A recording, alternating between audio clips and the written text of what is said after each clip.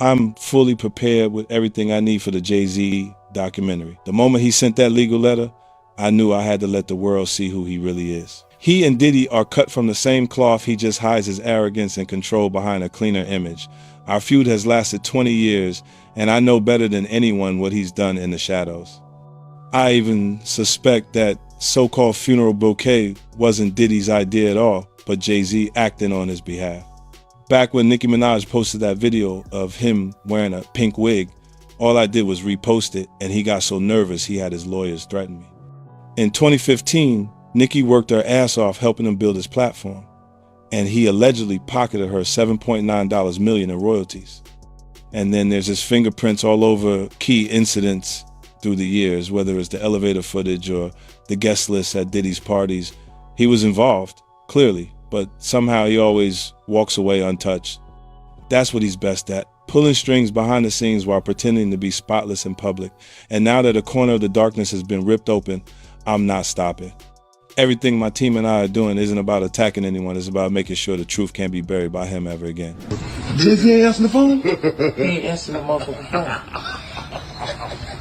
Yeah, it's like this, like We had a black billionaires lunch. black excellence. They're sitting there like, yeah. It's the billionaire brunch. You're like, I hate you, man. And we here together, and we gonna keep staying together. We getting tighter. unaware of anything going on here. This is the one time I'm gonna be with you this year. Yo, I feel like I'm normal again. Get me out of here. Jay-Z is reportedly under pressure as claims surface that someone close to the situation has leaked details about what his private communications with Diddy were allegedly like. This development matters because Jay-Z's name has been linked to Diddy in speculation for years, even without direct evidence.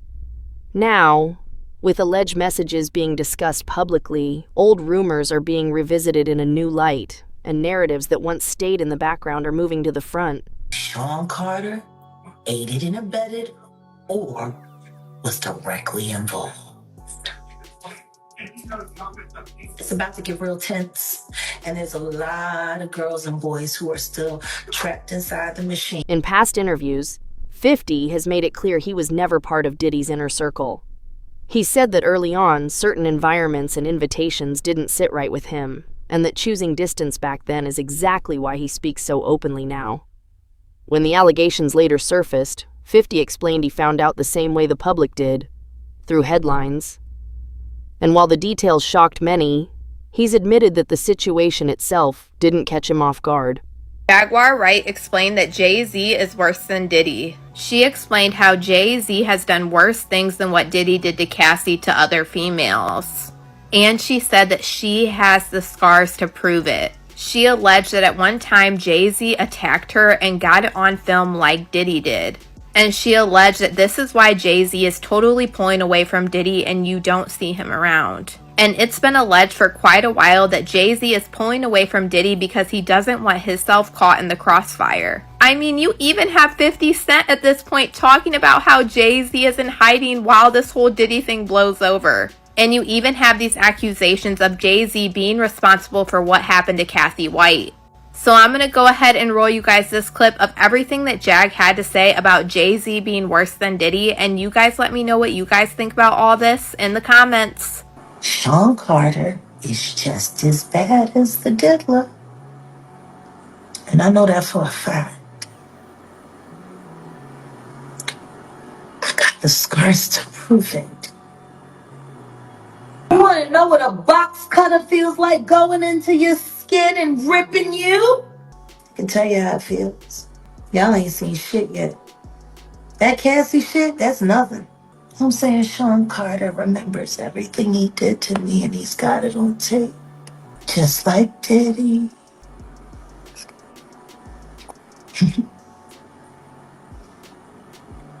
And they're going to be crazy. It's going to be the women that get them in the end. As the investigation expanded, the focus gradually drifted toward Jay-Z. Questions started circulating about why he remained silent while the situation around Diddy continued to unravel. That quiet stance didn't go unnoticed. Some speculated that Jay-Z's camp may have been aware his name had surfaced in civil discussions and chose caution as a strategy. Others felt that even without formal charges, reputational harm was already taking shape.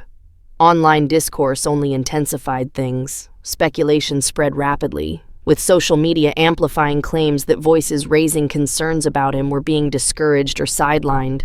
Actually exactly what Jay-Z's accuser is saying, that even though she dropped the lawsuit, she still stands by what she says, and she only dropped it because of harassment and the fact that she's terrified of Jay-Z. She says that Jay-Z is allegedly bullying her into saying that her accusations were false. In fact, in new legal documents, she is claiming that she was recently approached outside of her home and cornered by two people who told her they were investigators working for one of Jay-Z's lawyers. She claims they tried to get her to sign an affidavit stating that her claims against Jay-Z were false, but she refused. Jane Doe also claims the alleged investigators asked her if her attorney, Tony Busby, sought her out as a client and offered her money to pursue false claims against Jay-Z, two allegations she says she denied. He says this alleged confrontation left her intimidated and terrified, wondering how they found her when her identity had remained anonymous in media reports and legal proceedings. He also claims that her parents were approached by two investigators asking similar questions about Busby and her story. In the new documents, she reveals she decided to drop the claim because she was frightened by the reaction from Jay-Z and his supporters. She says she feared she would be publicly outed and subjected to public attack. Industry voices have suggested that even a single criminal probe can reshape everything,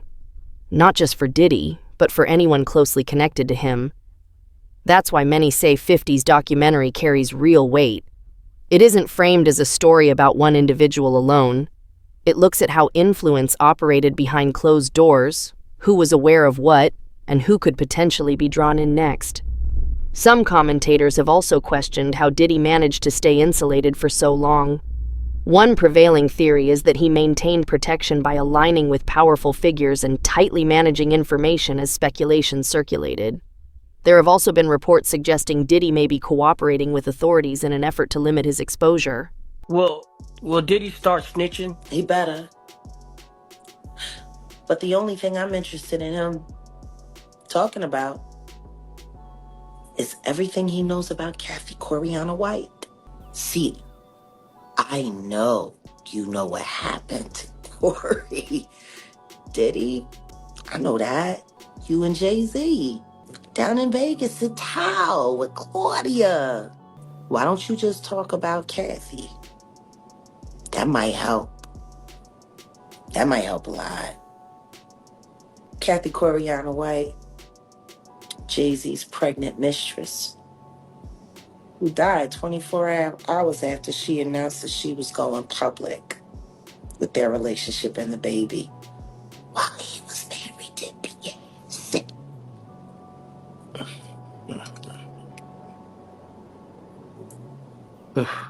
Now, Was Jack, it an aneurysm, Diddy?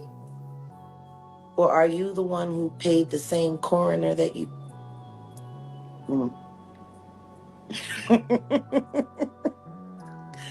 Oh, Diddy, you should talk. Now that the documentary is officially out, one thing stands out clearly. This conversation isn't limited to history anymore. It's focused on what comes next.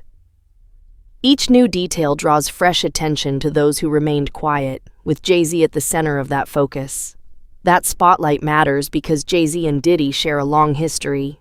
Gene Deal, in particular, spoke openly when asked about the nature of their connection. His comments followed a statement from Jay-Z's attorney suggesting the two were never especially close. From Gene's perspective, that explanation simply didn't align with what he had witnessed. how close was Diddy and Jay-Z? They was close enough that they wasn't playing basketball, they wasn't playing baseball, they wasn't playing football, and they wasn't playing hockey or soccer for Diddy to come on stage, pat him on his ass, and then make the statement to people in the world that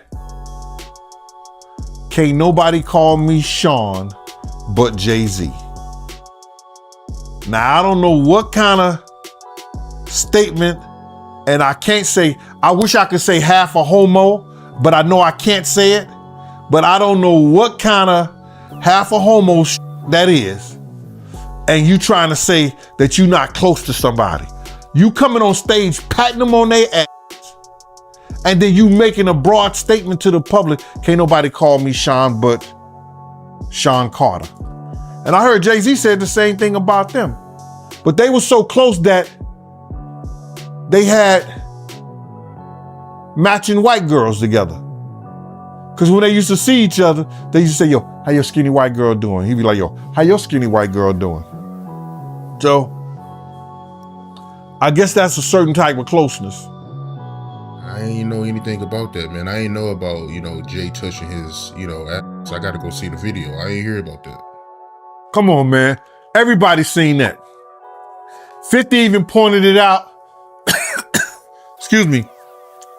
When they was in ATL on stage. Remember when 50 bum rushed the stage with them? Yeah, I think I recall that. When Puff came on stage, first thing he did was pat Jay-Z on that. But I forgot. That's your favorite rapper. Hey, him and Pocket's 1A, 1B. But what's your issue with Jay, man? I ain't know you had an issue with him. I'm never a fan of somebody that I was gonna knock out. To Gene, that level of closeness said more than words ever could. He also pointed to a moment during a live show in Atlanta when Diddy joined Jay-Z on stage, and viewers picked up on how natural and familiar the exchange looked. Even 50 Cent later highlighted that moment publicly, which helped keep the footage in circulation online. When Gene was asked whether his stance came from a personal problem with Jay-Z, he clarified that it had nothing to do with admiration or dislike. He referenced an older incident where emotions were running high, yet Jay-Z appeared to have no memory of it afterward. According to Gene, that's how certain people at the top function. They pass through situations, leave consequences behind, and move on, largely unaware of the impact because they operate in an entirely different reality. That's how these guys are, man. They'll cause situations and cause problems, and then they'll forget what they done because they on a whole nother atmosphere. You know what I'm saying? A lot of shit that he did, you gotta understand, like now he'll say that they're kids because he's raising kids of his own. You understand? But how would you like it that if Blue Ivory, 15, 16 years old, 17, 18 years old, dating a nigga in his early 30s? You're not gonna go for that. No matter what she came through in Hollywood. But you gotta understand, guys who was around there, we didn't know Jay-Z them ages. We didn't know these cats' age. You know what I'm saying? They wasn't having no beards and nothing like that. They was wearing low cuts. You understand? Clean face. I would have never believed when Jay was coming around the block, scooping up the young girls and stuff like that he was 30 years old. You know, if they 17, 18, 16 years old and they 22, you thinking they 22, 23, something like that, 24 years old? They mom and them need to check them. They daddy and them need to check them. But that's not that far off. But for somebody to be 30 years old in their 30s and they dealing with kids 16 years old, 17, 18 years, now that's a problem, that's an issue. And now he see that because he's raising kids. And he got a young daughter. I think he got another daughter that he didn't claim and now he claiming them. These cats was doing a whole lot of stuff that people in the industry won't speak on. And then now that you're speaking on it and it's becoming where is that you can get on YouTube and you could talk about this shit and say what you seen or say what you heard, you understand, or what you know. Some people look at it being a problem. But these cats ain't street cats. They entertainers. Dame Dash, who once shared a close relationship with Jay-Z, also addressed the growing accusations connected to his name. What caught his attention wasn't only the nature of the allegations, but the way the public was responding to them. Dame noted that he had never witnessed Jay-Z being examined this openly before. For years, Jay-Z appeared largely shielded, particularly within major media circles. This time around, That layer of protection didn't seem to It's exist. just odd to see him in that, getting looked at in that way by white people. Like Jay does, yeah. Like I hope that shit didn't happen, but I'm like, damn, they turned the world real. Like people on a certain level have been fucking with him a certain way where he couldn't do no wrong for like 25 years straight. This is the first time he's not getting a pass with white media. Like he can control black media because a lot of them either work or do business with him. But like, drink champs can't get him out of this one, and neither can Charlemagne, because those are the guys that hold him down no matter what he does anyway. So he got to get to People Magazine and Entertainment Tonight right now, because they on his head. But the question is why? Like why now? Because for me, I'd be like, yo, that's so ridiculous. Yo, take that to trial. You're not going to win. Let's get a deposition or something. So I don't know why they on his head so much, pause. But I never seen him, under this, I never seen him in this position to have to explain himself. Pause. How you feel about the statement he came out with? I mean, I didn't hear him say anything.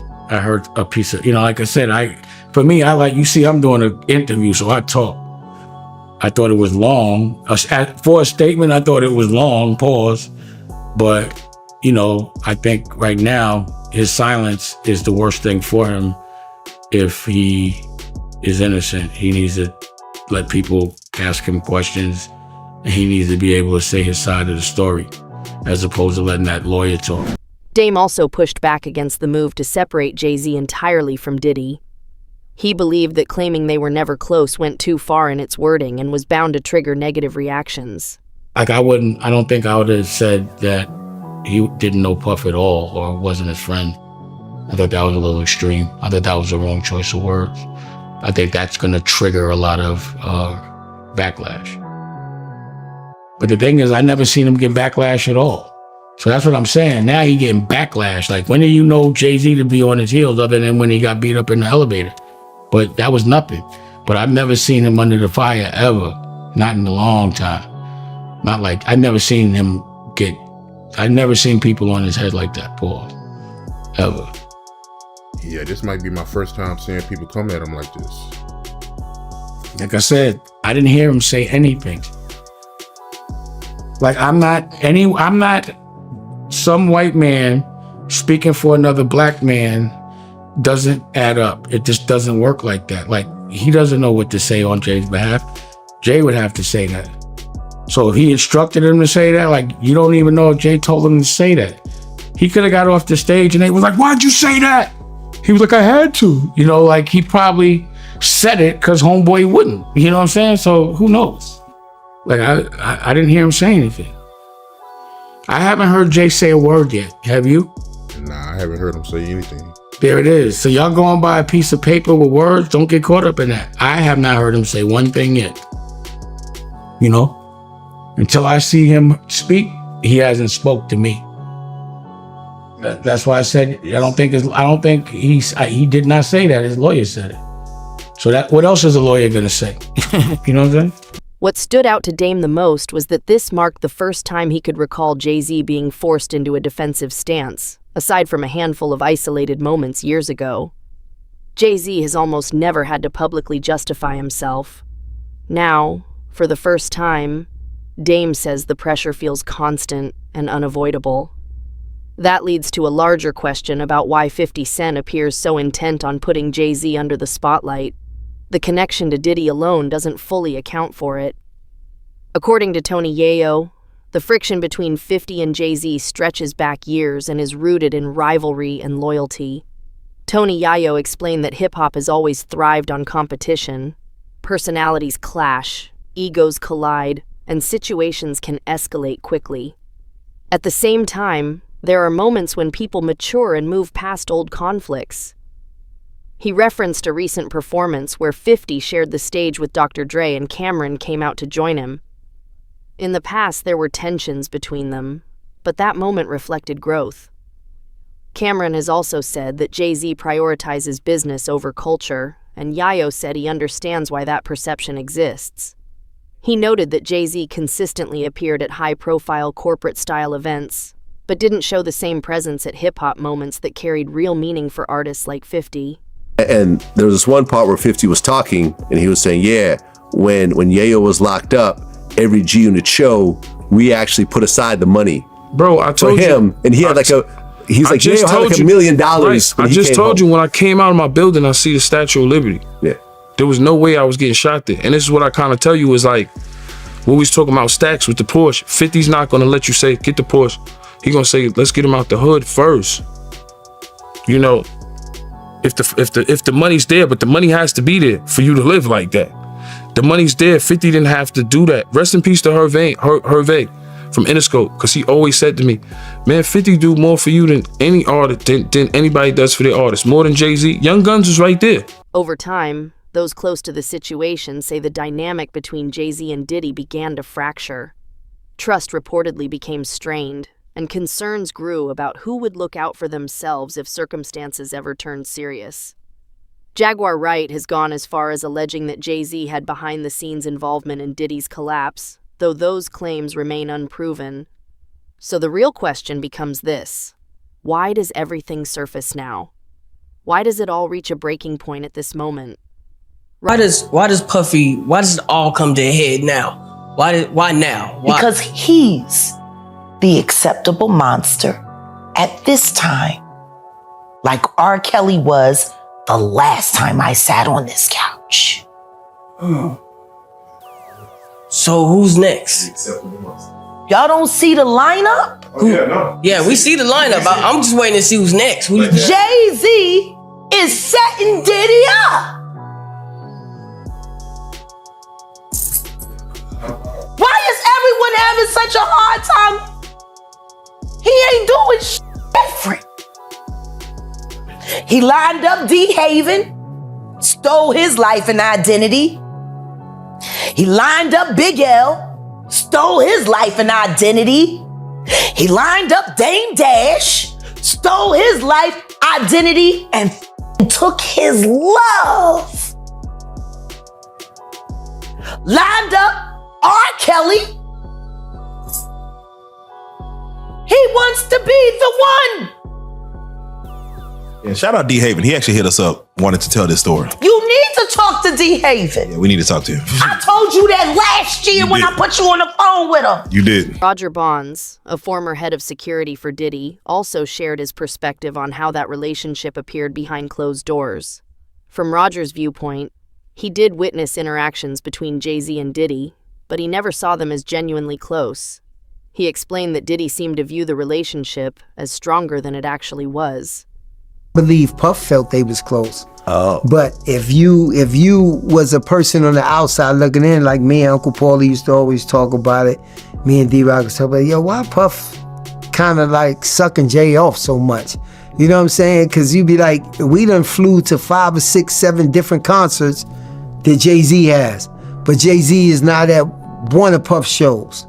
You know what I'm saying? You look at the Rock brunch where Puff would break his neck to get to the brunch, but Jay-Z don't pop up at any of Puff parties. You know, now I can only speak up until 2012. You know what I'm saying?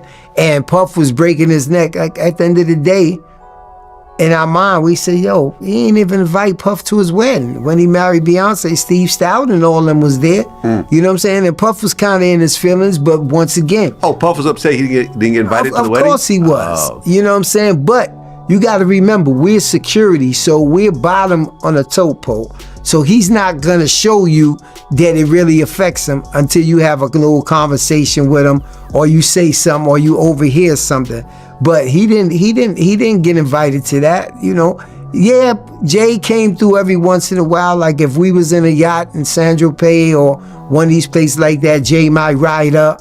You know what I'm saying? And it's more or less to show, yeah, I got a yacht too. People within Diddy's circle often observed that Diddy was far more present for Jay-Z than Jay-Z ever appeared to be for him. Yeah, all the time. I mean, Jay ain't really with Puff. It was no personal into it. It would be like if Ron Burgos is flying from LA on his jet, but Jay-Z just so happens to be going to New York too. We all end up on the jet flying back, those type of things, but nothing to go out his way and say, if we in a club, you might be downtown at bed or something like that, Jay-Z might be there, so they end up at the same table, you know what I'm saying? And it was times where I listen to the records now where Jay-Z said, yo, why should I drink Ciroc when why should I drink Grey Goose when Puff got Ciroc? This is something new that just started happening, because I remember we almost got into a big altercation with Pecas and them because... With Sean Pecas? Yeah, because Puff was there and Jay and them was there and they had a bunch of Grey Goose bottles come to the table. And Puff felt like, yo, that was disrespectful. And he knocked over the Grey Goose bottles, you know what I'm saying? Like, yo, I heard about this. Fuck y'all niggas doing that for, yo, da-da-da-da-da-da. But Jay didn't care, you know what I'm saying? Like, you know, and Pecas came back to the house and explained himself, da-da-da-da-da. You know, I was eavesdropping and airdropping, you know, because like I said, Puff is always ready to fight.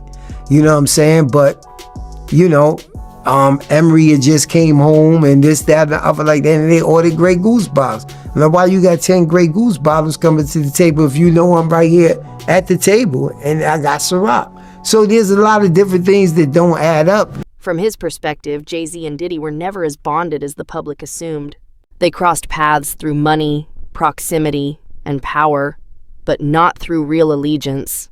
And as time passed, those fractures became harder to overlook. The question now is whether those same fractures continue to grow and pull both men further into the spotlight. Share your thoughts in the comments below.